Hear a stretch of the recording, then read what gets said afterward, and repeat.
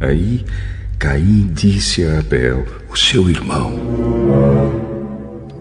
Vamos até o campo? Quando os dois estavam no campo, Caim atacou Abel, o seu irmão.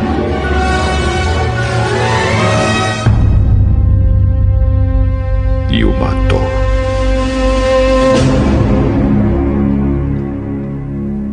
Mais tarde, o Senhor perguntou a Caim: Onde está Abel, o seu irmão? Não sei. Por acaso eu sou o guarda do meu irmão? Com certeza, né? Deus já sabia o que havia acontecido, sem dúvida. Deus sabe de todas as coisas. Mas, se a gente parar para pensar na resposta que Caim deu para Deus, tem uma coisa muito semelhante que acontece em nossos dias, e é o individualismo. Por acaso sou eu responsável pela vida do meu irmão? Por acaso sou eu que tenho que cuidar daquele que está próximo de mim? Então, no individualismo, ninguém é responsável por ninguém. É cada um por si e seja o que Deus quiser. Não é?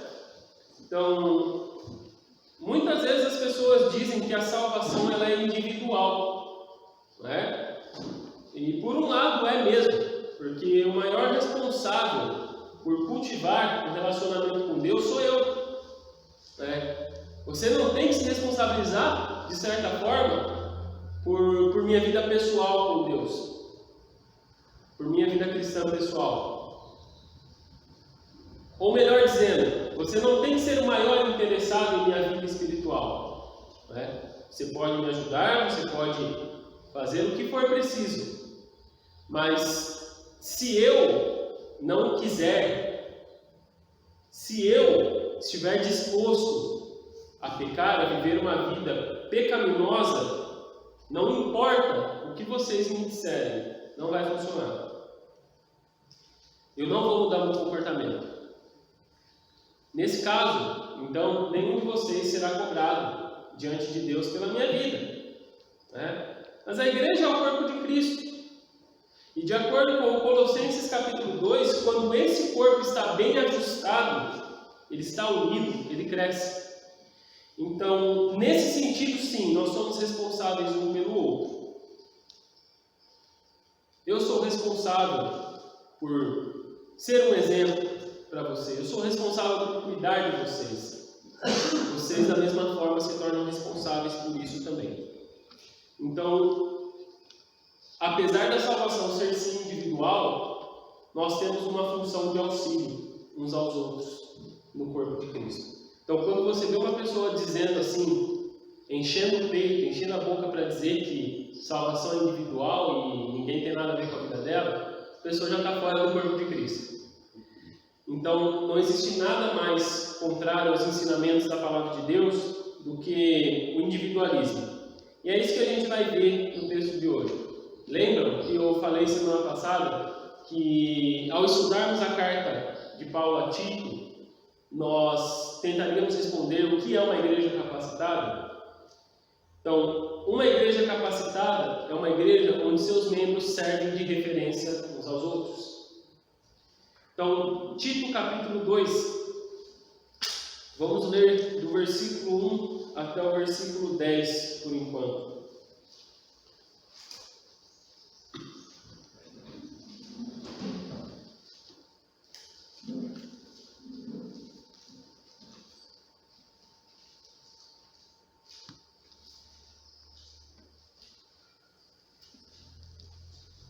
Você, porém, fale o que está de acordo com a sã doutrina.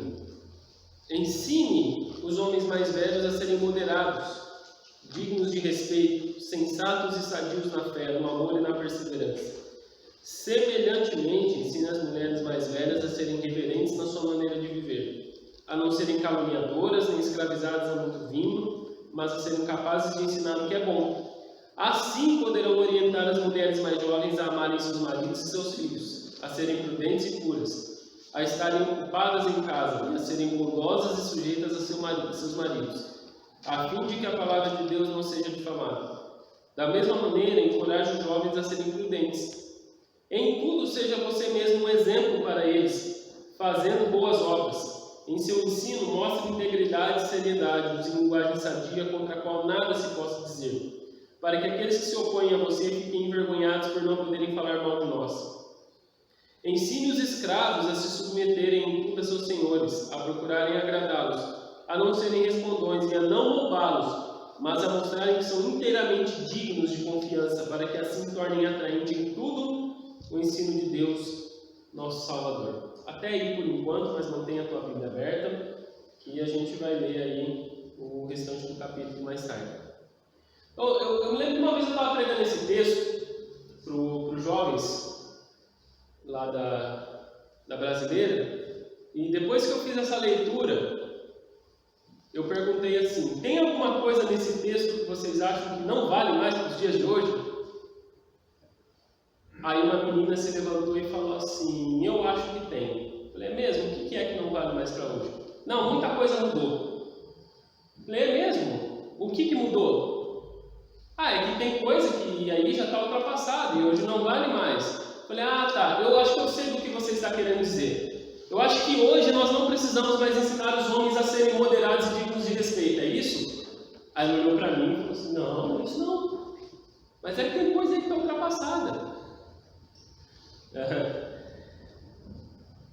Eu creio que esse sentimento, talvez quando algumas irmãs ouvem esse texto, né, elas vão se apegar naquela parte ali.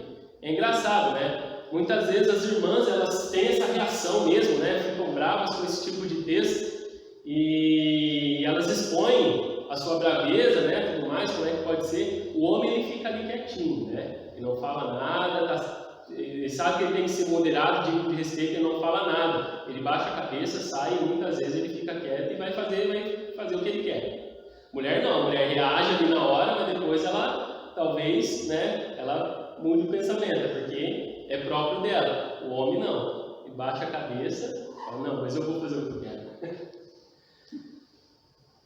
Então, hoje em dia é quase uma heresia diante desse mundo dizer que as mulheres devem ser boas donas de casa e devem ser um exemplo. Devem ser um exemplo de submissão e de amor ao marido, não é? Com o feminismo tão em alta hoje em dia. Mas é isso que a Bíblia está dizendo, não é? É isso que a Bíblia ordena para as mulheres, assim como ela ordena os maridos a amarem suas esposas como Cristo amou a igreja. Lembram que há umas 3 semanas atrás eu preguei sobre isso? Eu enfatizei que não é vantagem nenhuma o homem ser eu usei o exemplo, né? O homem, ele está lá no meio de uma guerra e ele é responsável por um pelotão de 1000 homens. Ele é responsável por conduzir esse pelotão. Não há vantagem nenhuma nisso, não há orgulho nenhum nisso, porque ele sabe que qualquer decisão errada que ele tomar, ele pode levar aqueles homens à morte. E da mesma forma, os homens que são responsáveis pela sua família, pelas suas mulheres, qualquer pisada em falso ele pode matar a fé da sua mulher. Então não há motivo de orgulho nenhum nisso, no homem ser o cabeça do lar. É uma responsabilidade enorme, pelo contrário, é uma responsabilidade enorme o homem poder dirigir a sua família. E a mulher é sua auxiliar, né? Isso não significa que mulheres devam submissão a todos os homens do mundo. Esse texto não está pregando isso. Esse texto não está dizendo que a mulher deve estar abaixo de todo homem no mundo inteiro. Que isso seria o mesmo que dizer que a mulher é inferior ao homem. Não é. A mulher é auxiliar do homem. Ela é a imagem e semelhança de Deus. Ela foi criada igual, em dignidade, pelo mesmo Deus que criou o homem. Isso não significa o fato da mulher ser submissa ao homem dentro do seu lar, dever ser um exemplo para outras mulheres, não significa que ela deva sofrer calada nas mãos de um abusador. A ideia é que onde houver amor de verdade não haverá abuso e a submissão também não será penosa. Isso também não significa que a mulher hoje em dia não possa conquistar uma posição social maior do que a do seu marido. Talvez até ganhando um salário maior. Isso quer dizer que dentro desse ambiente chamado família, dentro do seu lar, Deus ordenou que o marido estivesse ali na linha de frente. Deus ordenou que o marido fosse o responsável, que ele se responsabilizasse pela sua casa, que ele resolvesse as buchas. Isso significa que o marido é o que está na linha de frente, sujeito ao maior calor da batalha. Ou seja, homem tem que ter atitude de homem, tem que carregar o lar. E a mulher nesse processo é sua maior auxiliadora. A mulher não precisa assumir a frente da família, porque isso é o dever do homem. Não que em alguns momentos, talvez ela não vá fazer isso, mas não é a função dela. Em alguns momentos muito específicos. Talvez quando o homem realmente está falhando, naquele momento específico ela vai lá, assume e depois fala, isso é função tua, cara. É você quem deve ensinar essa família a respeito dos caminhos de Deus. É você quem deve tomar as dores dessa família. Mas talvez algumas pessoas ainda insistam em dizer que esses versículos não valem para o dia de hoje. Os versículos sobre as mulheres. Então, os que falam sobre os homens também não valeriam. Os que falam sobre os jovens também não valeriam. E é interessante o que Paulo vai dizer aqui no versículo 11, porque a graça de Deus se manifestou salvadora a todos. Isso também não vale, então. Se uma parte do texto está comprometida, então todo o texto deve estar comprometido também. Por que deveríamos confiar em uma parte do texto se não confiamos na outra? Com que autoridade eu falaria a respeito de um texto que é a nossa única regra de fé em prática, se eu acredito que nele existe uma falha? O ponto principal desse texto é que Deus quer usar as pessoas mais maduras dessa igreja. Ele quer usar as pessoas mais maduras para servir de referência umas às outras. Isso fala de discipulado pessoal. Isso fala de caminharmos com outras pessoas a fim de ensiná-las sobre a palavra de Deus. E nesse contexto, os homens mais velhos servem de referências para homens mais jovens. Nesse contexto, mulheres mais velhas servem de referência para as mulheres mais jovens. Aqui Paulo fala de escravos, não é? Que os escravos deveriam ser um exemplo. Naquele tempo haviam escravos. Nesse exemplo, hoje em dia a gente poderia falar de funcionários. Como funcionários cristãos deveriam servir de exemplo. Muitas vezes não concordando com as coisas como são dentro da empresa, mas ainda assim honrando nossos patrões. Precisamos ser exemplo. E o próprio Tito, como pastor, servindo de referência a todos os outros membros. Claro que, por motivos óbvios, Tito não faria um discipulado pessoal como a irmã. A não ser que ele estivesse acompanhado de outra pessoa. Mas, como um pastor, de forma geral, eu devo ser exemplo para cada membro aqui nesta igreja. Cada pastor deve ser exemplo para homens, mulheres, jovens, adolescentes, juniores. Essa responsabilidade pesa, não só sobre o pastor, mas sobre cada um. A igreja é um lugar de família. A igreja é um lugar familiar. Então imagina só, irmão Germano, um jovem chega para o Senhor e diga assim, eu nunca tive um pai presente, mas o Senhor foi o pai que eu nunca tive. Imagina só, irmã Beth, uma jovem chega hoje aqui para ti e fala assim, eu não tive uma mãe dentro de casa, mas a senhora foi como uma mãe aqui para mim. Isso, para cada um de nós aqui, isso com certeza geraria um orgulho santo, muito grande no coração de cada um. Saber que as pessoas vieram machucadas do mundo e elas chegam aqui dentro dessa igreja e elas falam, você serve de exemplo para mim. Você é um exemplo de integridade na minha vida. Se eu sou a pessoa que eu sou hoje é porque você foi um exemplo para mim. Paulo disse, sejam meus imitadores como eu sou de Cristo. É esse o sentido desse texto.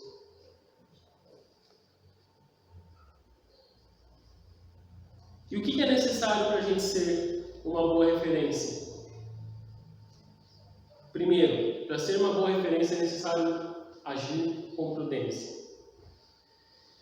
Embora para cada classe aqui Paulo vai dar diferentes instruções, tem um elemento aqui que ele deve ser ensinado para todos os grupos. Paulo diz que os homens mais velhos devem ser moderados. Paulo diz que as mulheres mais velhas devem ser prudentes e os jovens devem ser prudentes. E moderado, prudência, no português, né, são palavras diferentes, mas eles vêm de uma só. É o mesmo sentido. A mesma palavra que Paulo usou aqui, para homens ele usa para mulheres também, e para os jovens. Ser moderado, ser prudente tem a ver com autocontrole. Tem a ver com viver com sabedoria, sensatez, ser criterioso. Tem a ver com ter uma mente sã, uma mente sóbria. Sabe quando Paulo diz lá em Efésios 5,18, para não nos embriagarmos com vinho, mas sejam cheios do Espírito Santo, deixem-se encher pelo Espírito Santo. Uma mente sóbria não se embriaga com as coisas do mundo, ela se enche do Espírito. Ser moderado tem a ver com equilíbrio, andar equilibrado. Ser moderado é isso. Quando você olha, já viu aqueles equilibristas andando numa corda finíssima? Eles mantêm o seu equilíbrio apenas com uma vara em sua mão, não é? Eles não olham para os lados, eles não olham para trás, o alvo deles está na frente. Assim é o cristão. Ele é como esse equilibrista. E aquilo que mantém na linha, que mantém equilibrado, andando nesse mundo desequilibrado, é a palavra de Deus em suas mãos. E por fim, ser moderado, ser prudente também tem a ver com domínio próprio. Ou seja, você consegue colocar as suas emoções debaixo da poderosa mão de Deus. Você consegue conter as suas emoções, a sua angústia, a sua raiva, o seu desejo de extrapolar. Você mantém tudo isso debaixo da poderosa mão de Deus. Às vezes você extravasa, mas depois você vai lá e fala: Senhor, organiza de volta a minha vida. Então, com isso tudo em mente, você consegue viver nesse mundo de maneira prudente. E assim, dentro da igreja, dentro dos nossos lares, nós servimos de boas referências para quem quer que seja. Segundo, para ser referência, precisamos ter foco. Isso tem a ver com aonde você quer chegar nessa vida. Qual o teu propósito? E com certeza o teu propósito final, você está contemplando os céus, a cidade santa. Você quer chegar no dia onde você vai estar com o Senhor Jesus. O alvo é o céu, mas ainda não chegamos lá. Nós estamos vivendo aqui. E o que fazer nesse meio tempo? Nesse meio tempo nós não temos o foco. Nós servimos de referência aos nossos irmãos. E o texto ele nos permite falar de pelo menos 3 formas de mantermos o foco para sermos boas referências para os nossos irmãos. E a primeira delas é fazendo boas obras. Paulo diz, seja você mesmo um exemplo para eles fazendo boas obras. Efésios capítulo 2, versículo 8 a 10 diz: pois vocês foram salvos pela graça por meio da fé, e isso não vem de vós, é dom de Deus, não vem de obras para que ninguém se glorie, porque somos criação de Deus, realizada em Cristo Jesus para fazermos obras, boas obras, as quais Deus preparou de antemão para nós as praticarmos. E as boas obras, elas não vão te levar para o céu, mas elas são uma boa indicação, uma boa forma de saber se você está indo para lá ou não. E a melhor forma de perder o foco da vida cristã é sendo um preguiçoso na fé. Quando você vai lá para Atos, quando você vê Paulo plantando uma igreja em Éfeso, começando uma igreja em Éfeso, e se eu não me engano em Tessalônica também, ele estava lá fazendo o seu trabalho. Quando ele começou em Filipos também, ele estava lá fazendo o seu trabalho, pregando o Evangelho. E quando um inimigo queria se levantar contra a obra de Deus na vida de Paulo, quando alguém queria impedir Paulo de continuar pregando o Evangelho, ele formava um motim. E esse motim, o texto normalmente diz que era feito de pessoas desocupadas. Por isso não podemos ser desocupados. E quando estamos desocupados, a nossa cabeça gira, ela vaga. E a gente começa a ver defeito, a gente começa a ver as coisas de forma distorcida. Nós não estamos ocupados trabalhando na obra de Deus, então começamos a botar defeito em quem está trabalhando. E é aí que o inimigo age em nossas vidas. Então não dê chance ao diabo. Não dê chance ao diabo trabalhar na sua mente porque ela está desocupada. Descubra naquilo que você é melhor. Descubra aquilo que você é melhor. Qual é o teu dom. Peça a capacitação a Deus e se envolva de corpo e alma e mente na obra do Senhor. Você pode manter o foco fazendo boas obras, mas você também mantém o foco ensinando com integridade. Uma das formas de fazer boas obras é quando nós pegamos pessoas mais novas na fé para discipular elas, para ensinar elas no caminho da palavra de Deus. E para isso, novamente, precisamos ensinar a palavra de Deus. E quando ensinamos sobre a palavra de Deus, devemos fazer com integridade, devemos fazer com pureza, com reverência, mostrando que a gente trata a palavra de Deus com seriedade. Então, integridade tem a ver com incorruptibilidade, ou seja, aquilo que não pode ser corrompido.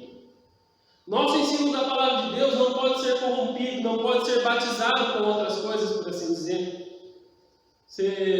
Você iria em um posto de combustível abastecer o seu carro sabendo que esse posto tem a fama de misturar o combustível com água ou com outros produtos? Você iria comer no restaurante onde você sabe que esse restaurante tem fama de misturar coisas impuras, misturar coisas estragadas para render mais? Você não iria num restaurante assim. Você não iria num posto abastecer o seu carro se esse posto tem má fama. E você sabe que o teu carro pode estragar. Daí nós voltamos naquela questão que a gente falou agora há pouco. Não dá para ser seletivo com a Bíblia. Porque quando a gente é seletivo com a Bíblia, isso afeta até a mesma forma como a gente ensina as pessoas sobre ela. Então eu vou dar um exemplo aqui como a gente pode corromper a palavra de Deus. Nós brasileiros, nós adoramos ser criativos com comida, não é verdade? Se você for à Itália, se você ver como é que é o processo de produção de uma pizza na Itália, você vai ver que é bem diferente da pizza que nós comemos no Brasil, muito diferente. A pizza italiana, a genuína, ela é muito mais simples. Ela não pode ser feita com qualquer coisa. O cara lá, o pizzaiolo, ele não está lá na cozinha, ele vê um milho, ele fala, vou colocar isso aqui. Ele vê o queijo, vou colocar isso aqui também. Aí daqui a pouco ele está andando, ele vê um salame, vou pegar esse salamezinho e colocar aqui também. Não, ela tem um foco, ela tem um objetivo, ela tem uma receita. Na Itália, por exemplo, não existe pizza doce, sabia? Você vai falar de colocar um abacaxi numa pizza, uma banana na pizza, os caras ficam loucos, querem te bater. Mas nós criamos pizza doce. E nós chamamos de pizza. Não é? Na Itália, a pizza é simples, porque você tem que sentir o gosto do ingrediente principal. Aqui, a gente fez uma mistura entre a culinária italiana e a culinária russa e criamos a pizza de estrogonofe. Aí bota uma batata palha em cima, bota um cogumelo lá, bota o que tiver na frente. Para nós é normal, não é? E eu não estou dizendo que eu não gosto da pizza brasileira, eu amo a pizza brasileira. Não é essa a questão. Nós amamos, não é? Mas a verdade é que ela está bem distante das pizzas originais. Essa é a grande verdade a respeito das nossas pizzas. Por isso que hoje em dia está uma moda muito grande desses hambúrguer, né? Dessas hamburguerias. Porque é um hambúrguer muito mais simples. Você não vai pedir um X-tudo para fazer em formato de hambúrguer, por exemplo. Por quê? O detalhe é você sentir o gosto do hambúrguer. Bota uma cebola caramelizada ali para acrescentar, mas é simples. E está fazendo sucesso. Porque as coisas simples, elas são boas, né? Há um gosto muito bom nas coisas simples. E a palavra de Deus, ela é simples. E eu quero dizer com isso que muitas vezes a nossa tentação, ao ensinar a palavra de Deus, é misturar costumes, misturar modernidades. Para quê? Para deixar a palavra de Deus mais gostosa, mais apetitosa para as pessoas. E é aí que nós perdemos o foco. Nós queremos adicionar uma prosperidade aqui, porque venha para Jesus e tua vida vai ser melhor.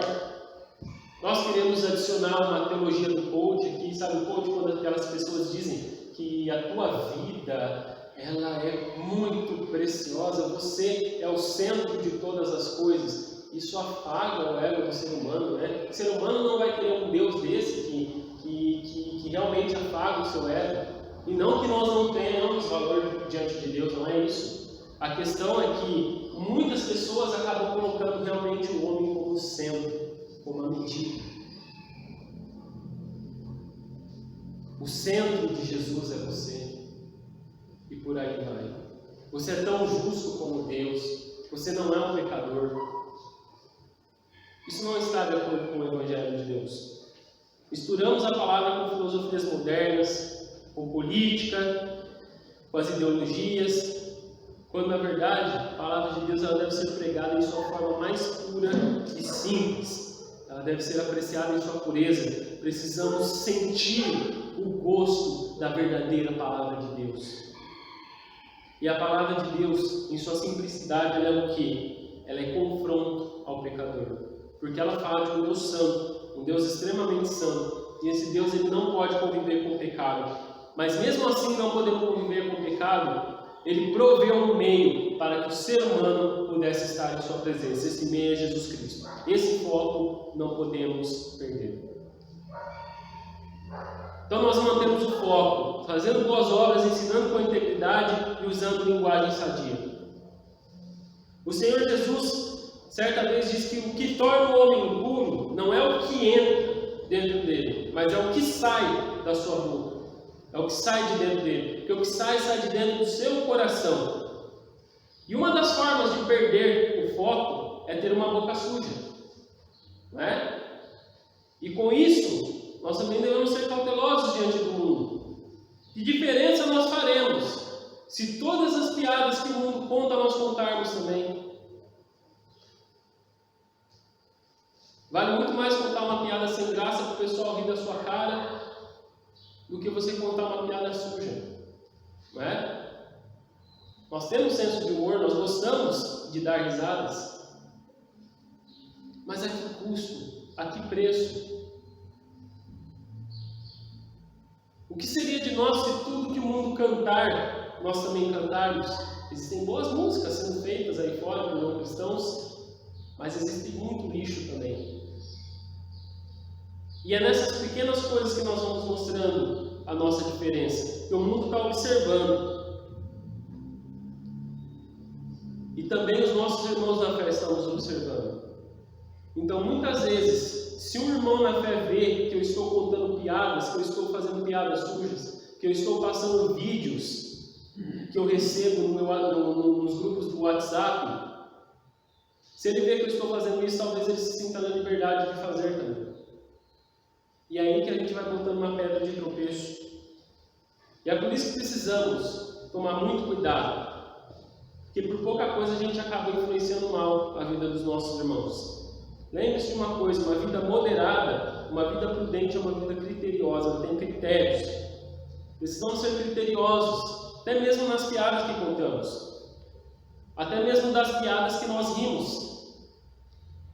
E até daquilo que a gente deixa entrar no nosso lar por meio das mídias. Eu me lembro uma vez, eu estava trabalhando e chegou um senhor lá e ele começou a contar uma piada bem suja, bem machista, por assim dizer. E ele começou a contar aquela piada, eu comecei a olhar sério para ele contando, dando risadas, se matando de rir. E eu falei, eu não entendi, o senhor pode contar de novo?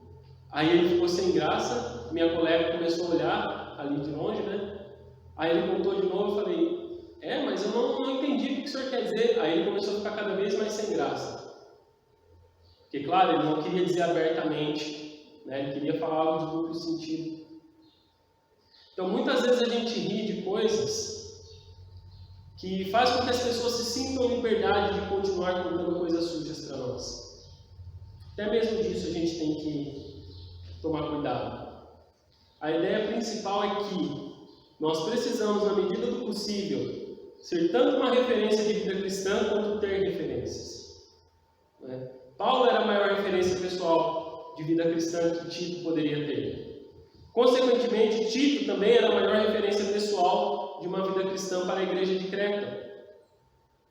Agora, os irmãos da igreja de Creta e os irmãos da igreja de Betel precisam servir de referência aos cristãos ao seu redor. Porque uma igreja capacitada é também uma igreja que serve de referência por meio da sua vida. Vamos continuar a leitura do texto aqui. Versículo 11. Porque a graça de Deus se manifestou salvadora a todos os homens. Ela nos ensina a renunciar à impiedade e às paixões mundanas e a viver de maneira sensata, justa e piedosa nesta era presente, enquanto aguardamos a bendita esperança, a gloriosa manifestação de nosso grande Deus e Salvador Jesus Cristo. Ele se entregou por nós a fim de nos remir de toda maldade e purificar para si mesmo um povo particularmente seu, dedicado à prática de boas obras. É isso que você deve ensinar, exortando-os, repreendendo-os com toda a autoridade. Ninguém o despreze. Irmãos, até agora nós temos falado aqui de um caminho bem difícil de ser seguido, né? Até agora temos falado de instruções, como precisamos viver uma vida sóbria, como precisamos viver uma vida moderada, prudente, para que a gente sirva de referência aos nossos irmãos, não é verdade? É isso que temos falado aqui. Mas isso só é possível a partir do momento que a graça de Deus opera em nossos corações. É só a graça de Deus que torna possível. Isso só é possível se, além das referências humanas, nós também tivermos uma referência superior. Ou seja, precisamos de uma referência que nenhum ser humano pode dar. Se Paulo não escrevesse esses versículos aqui, a partir do versículo 11, se ele não tivesse escrito que a graça de Deus se manifestou salvadora a todos os homens e o que ela nos ensina, qual é o efeito que ela tem em nossas vidas, algo ficaria muito incompleto em sua carta. Mas Deus é bom, né? E Ele guia o ser humano a escrever exatamente aquilo que Ele quer. Então, se Paulo não tivesse escrito, a gente saberia o que fazer. A gente saberia a forma como fazer. Mas jamais teríamos capacidade de fazer aquilo que Deus exige de nós. Por exemplo, quando você tem um carro, você precisa colocar óleo no motor, não é verdade?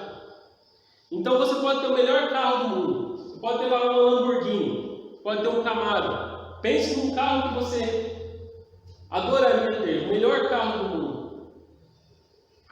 Você pode ter um carro que te ofereça o melhor desempenho. Ainda assim, esse carro potente precisa de óleo no seu motor para trabalhar. Se você não colocar óleo no motor do teu carro, você vai andar com ele por alguns quilômetros. Ele vai te oferecer algum desempenho. Só que ao andar com um carro sem óleo no motor, as peças ali vão começar a trabalhar umas nas outras. Elas vão gerar um calor excessivo. E é nessa situação que as peças, sem a lubrificação, sem o óleo no motor, elas vão fundir uma na outra. O teu carro não vai mais andar. Teu carro potente, teu carro bichão, se perdeu ali porque não tinha óleo no motor.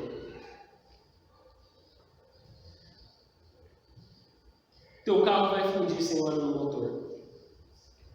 E o que eu quero dizer com isso é que nós podemos ser as pessoas mais éticas do mundo todo. Nós podemos ser as melhores pessoas do mundo. Nós podemos estar cheios de boa vontade. Podemos ter muita energia para trabalhar dentro da igreja. Podemos ser as pessoas mais ricas do mundo, tendo o recurso para construir uma mega igreja. Nós poderíamos ter um recurso para montar a melhor equipe do mundo para trabalhar nessa igreja. Poderíamos até fazer muitas obras de caridade nessa cidade. Poderíamos influenciar positivamente. Mas sem a graça de Deus, não vamos a lugar algum. Moisés foi um cara que foi à frente do povo de Israel no Êxodo. Conduziu, promoveu grandes milagres. Fez o mar se abrir. Bateu na rocha e a água saiu. Moisés conduziu um grande povo. Mas o dia que Deus olhou para Moisés e disse: a minha presença não vai mais com esse povo, porque esse povo é pecador. E se eu for um dia que seja, eu vou matar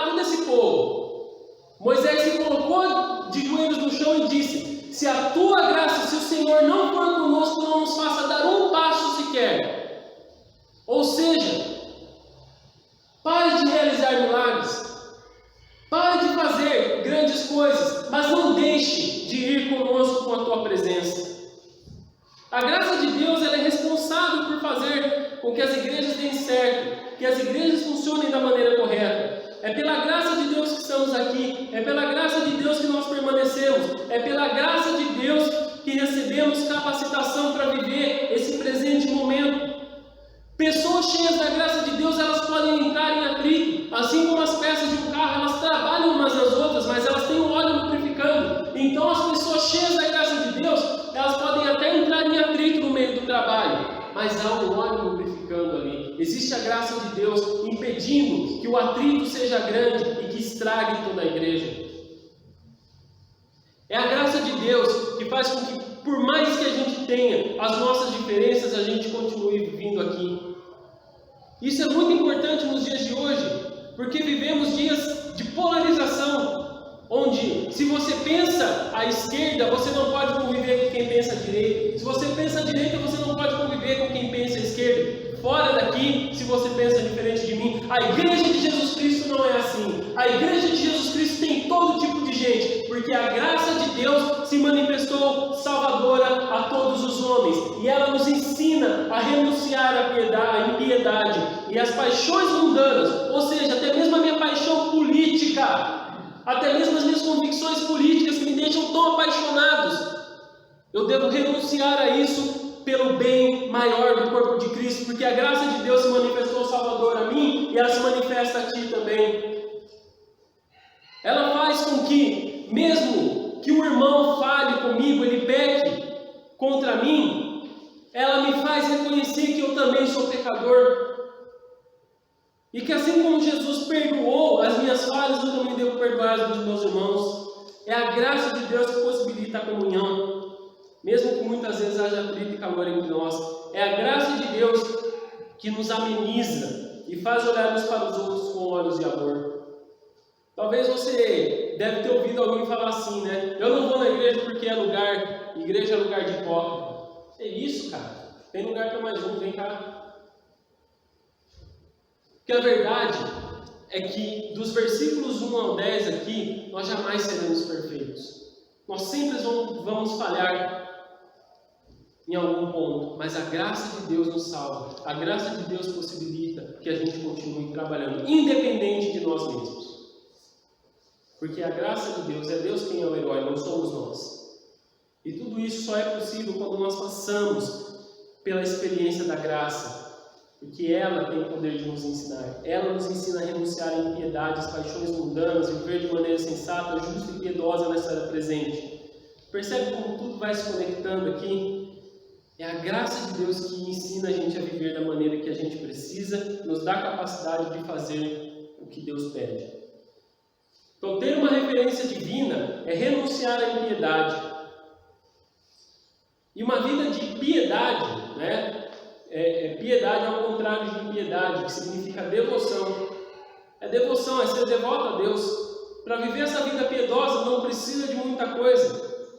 Você não precisa abandonar esse mundo e viver num mosteiro para viver uma vida de devoção. Você não precisa abandonar o teu emprego.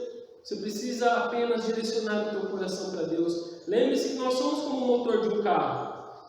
Nós vivemos em meio às outras pessoas, sejam elas cristãs ou não. Nós suportamos calor, nós suportamos cansaço desse mundo, nós suportamos os atritos. Mas o que possibilita suportar tudo isso é a presença da graça de Deus. Viver, então, uma vida piedosa hoje, lubrificada pela graça de Deus, é simplesmente desejar a presença de Deus contigo onde quer que você vá. É entender que não importa como tenha sido o teu dia, não importa como tenham sido as tuas lutas, as tuas batalhas, se você falhou ou não, Deus está ali, Ele quer ser teu Pai. Ele quer ter um relacionamento contigo.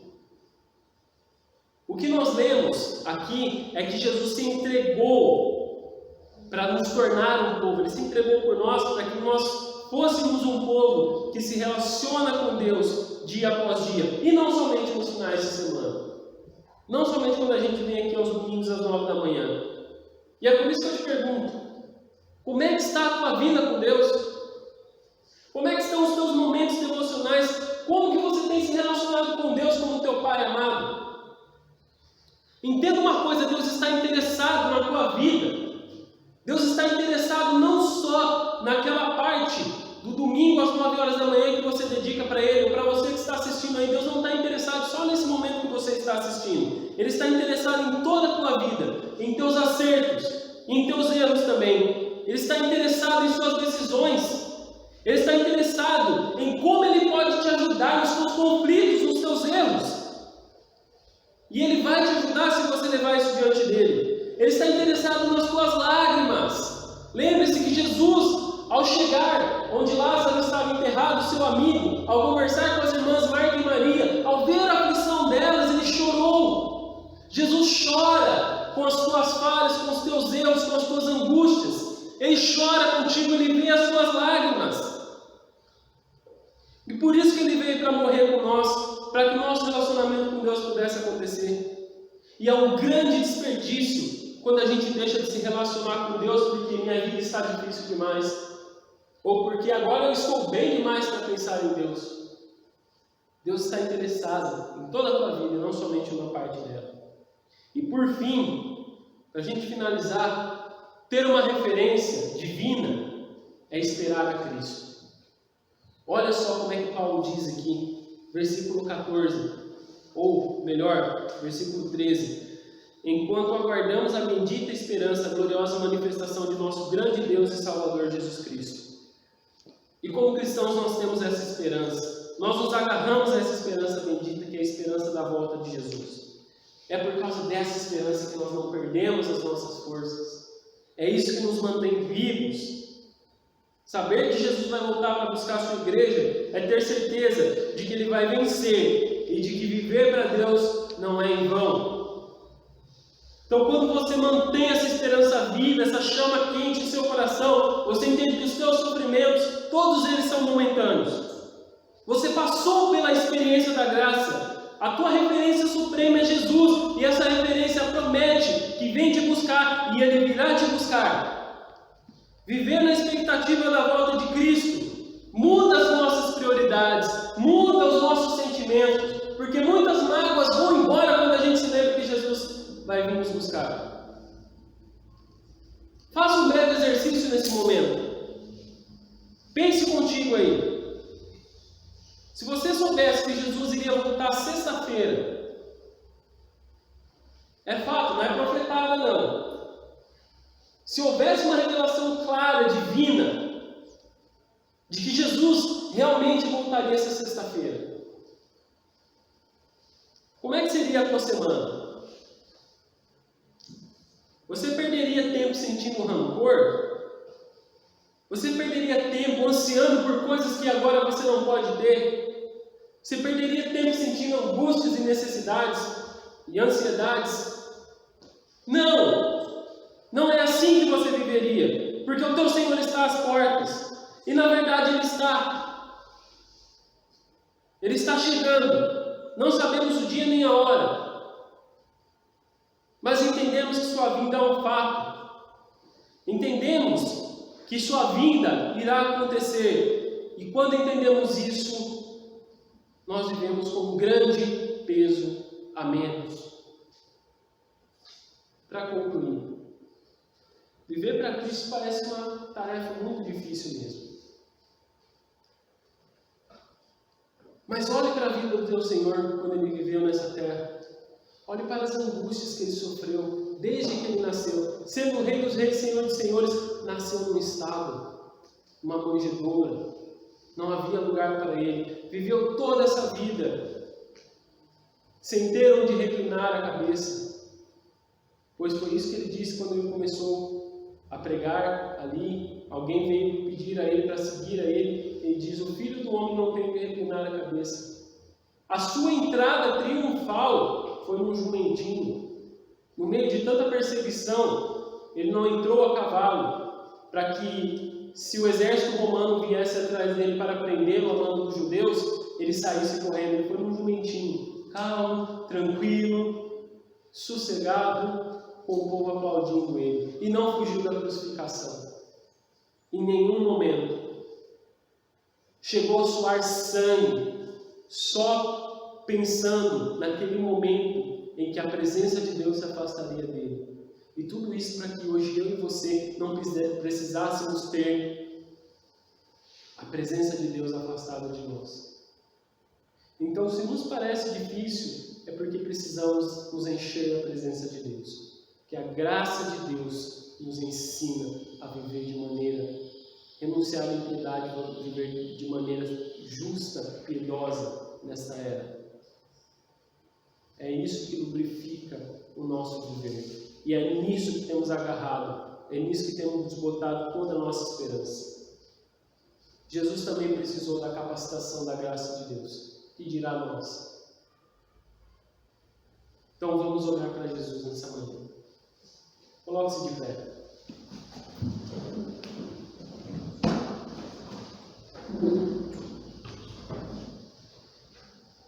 Ah, Senhor Jesus, são tantas coisas que visam tirar os nossos olhos de Ti, Senhor, mas não queremos perder o nosso foco em nenhum momento, Senhor. Não queremos nos esquecer de que o Senhor nos salvou.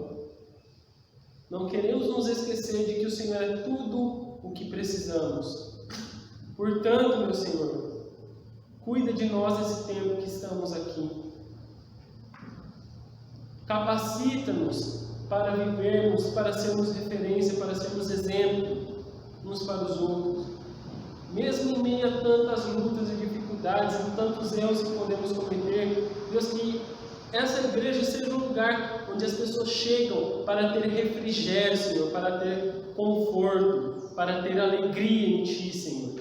Para olhar uns para os outros e ver que nós estamos realmente no mesmo barco, rumando no meio dessa tempestade, mas que um dia o Senhor virá dos céus nos buscar. E nesse dia o Senhor dirá: não temas, sou eu vim te buscar. Senhor, que a nossa esperança esteja realmente guardada em Ti. Capacita-nos através da Tua graça, pois em Ti nós confiamos. Para a honra e glória do Teu nome, Senhor. Em nome de Jesus. Amém. Então, que Deus abençoe a sua vida, a sua semana. Que Deus nos capacite a viver da forma que Ele quer. E até semana que vem, às 9 horas da manhã. Então, que o amor de Deus Pai, a graça de seu Filho Jesus Cristo e as doces consolações do Espírito Santo estejam sobre você, hoje e sempre, em nome de Jesus. Amém.